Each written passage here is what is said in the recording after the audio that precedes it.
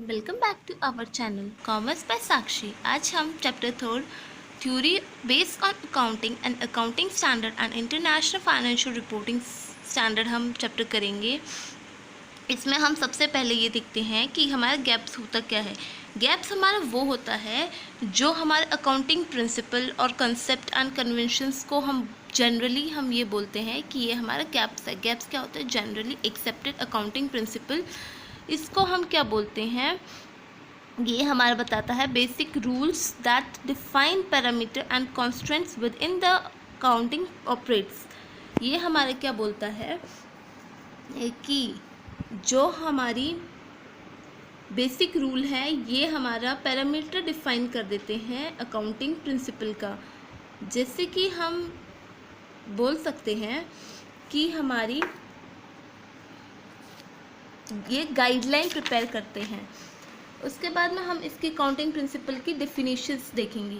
ये क्या बोलता है? Principle of accounting are generally law और रूल एडॉप्टेड और proposed by as a guide to action and settle ground और बेसिस ऑफ अकाउंट कंडक्ट और प्रैक्टिस। ये बोल रहा है कि ये हमारे को एक जनरल रूल बता देते हैं कि हमें इस करके हमें इस गाइडलाइन तक हमें एक्सप्लेन कर देते हैं कि हमें ऐसे इसको करना है, ऐसे हम इस प्रैक्टिस को हम सेटल कर सकते हैं। जो अकाउंटिंग प्रिंसिपल होते हैं ये हमारे रूल्स ऑफ एक्शन होते हैं। हमारा अकाउंटेंट इसको फॉलो करता है और ये सारी यूनिवर्स में सेम ही अकाउंटिंग ट्रांजैक्शंस को रिकॉर्ड करने के लिए किया जाता है। जैसे कि जो रूल्स है ये सभी एक जैसे ही ट्रीट किया जाता है आइटम्स ऑफ एसेट के लिए, लायबिलिटी के लिए, एक्सपेंसेस के लिए और इनकम के लिए। जैसे कि हमारा इन्वेंट्री है, वो जो हमारा स्टॉक है वो हमारा लोअर कॉस्ट पे हम इसमें देखते हैं और हम हर एसेट पे हमारा डेप्रिसिएशन लगाते हैं जितने उस एसेट की लाइफ होती है उसके ऊपर। और ये हमारे प्रिंसिपल्स में सेट होता है कि हमने कौन सा सबसे पहले इसको चूज़ करना है और इस बेसिस पे हमारी फाइनेंशियल स्टेटमेंट प्रिपेयर होती है।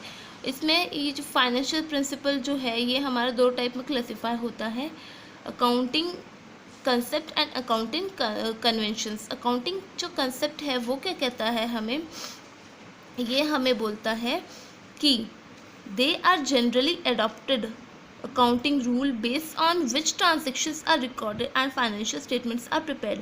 जो हमारी ये रूल बताता है हमारा, जिसके बेसिस पे हमारे फाइनेंशियल स्टेटमेंट प्रिपेयर होती हैं और ये हमारी जो है वो इसलिए बनाई जाती हैं कि because it will enable the users of the financial statement to understand them better in the same manner।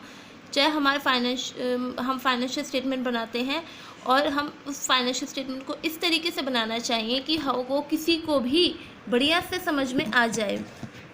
चाहे उसमें हमारा कोई भी इंसान बाहर का और या कंपनी का कोई भी इंसान आए तो वो उसको देखे तो वो उसको सेम ही वे में समझ में आए। यूँ नहीं हो कि अंदर वालों को समझ में आए पर बाहर वालों को हमारे उसमें कुछ भी नहीं समझ में आए। क्योंकि जैसे कि हमारा क्रेडिटर हुआ, डेब्टर्स हुआ और सप्लायर हुए, ये सब हमारे जो हैं ये भी हमारे इसमें देखते हैं। फाइनेंशियल और इन्वेस्टर्स हुए ये भी हमारे कंपनी के अकाउंट्स को देखते हैं, तो उन्हें भी ये बढ़िया से समझ में आना चाहिए। अकाउंटिंग कन्वेंशंस क्या होता है?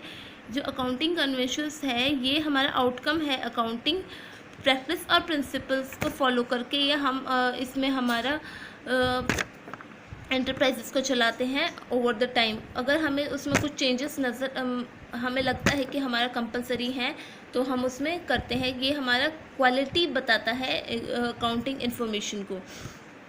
जैसे कि हमने डेप्रिसिएशन है, हमारे डेप्रिसिएशन के 2 मेथड हैं तो हमने उसमें से एक मेथड को चूज़ कर लेना है।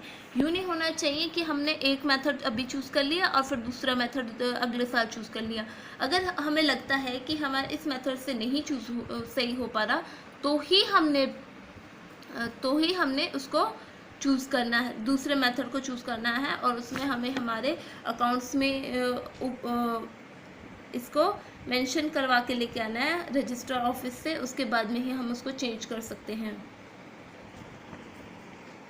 ये जो हमारे अकाउंटिंग प्रिंसिपल होते हैं ये हमारे मैनमेड होते हैं, ये इंसान ही बनाता है इसको। और अकाउंटिंग प्रिंसिपल जो होता है वो फ्लेक्सिबल होते हैं, जैसे कि हमने पहले ही अभी ही बात करी है कि हम जैसे कि डेप्रिसिएशन ही लगाना है हमने, तो हमारे एक तो हमारा स्ट्रेट डाउन मेथड होता है और एक रिटन डाउन मेथड होता है, तो हम इसमें से कौन सा भी चूज़ कर लेते हैं। ये जो अकाउंटिंग प्रिंसिपल होते हैं जनरली एक्सेप्टेड होते हैं, रिलेवेंट होते हैं, इनका ऑब्जेक्ट होता है और ये फीसिबल होते हैं, ये अप्लाइड होते हैं हमारे, मतलब कि जो कॉम्प्लेक्स होते हैं ये नहीं होता इसके कॉस्ट में।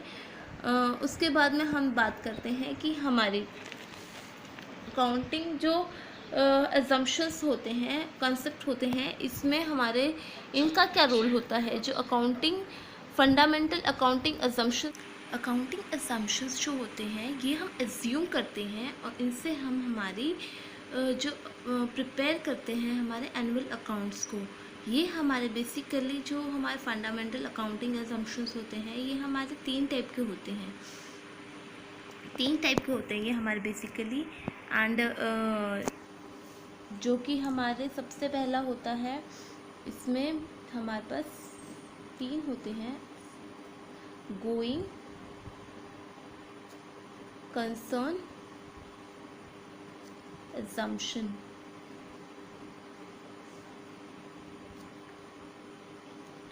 सेकेंड होता है हमारे पास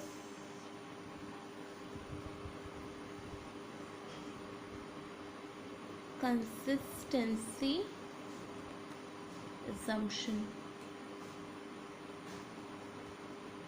एंड थर्ड होता है हमारे पास accrual assumption।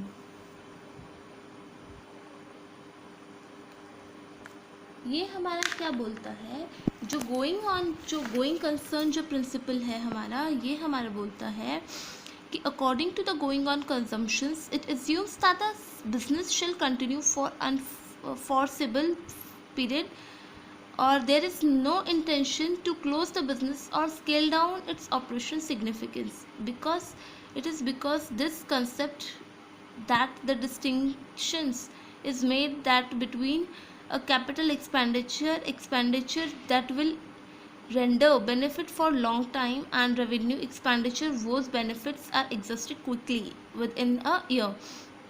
ये हमारा क्या बोल रहा है कि जो ये हमारा एजम्पशंस है ये हमारा, हम इस टाइप से हम इसको सोच के चलते हैं कि जो हमारा बिज़नेस है वो बहुत ही ज़्यादा लंबे समय के लिए चलेगी और हमें इसका कोई इरादा नहीं है कि हम इस बिज़नेस को बंद कर देंगे।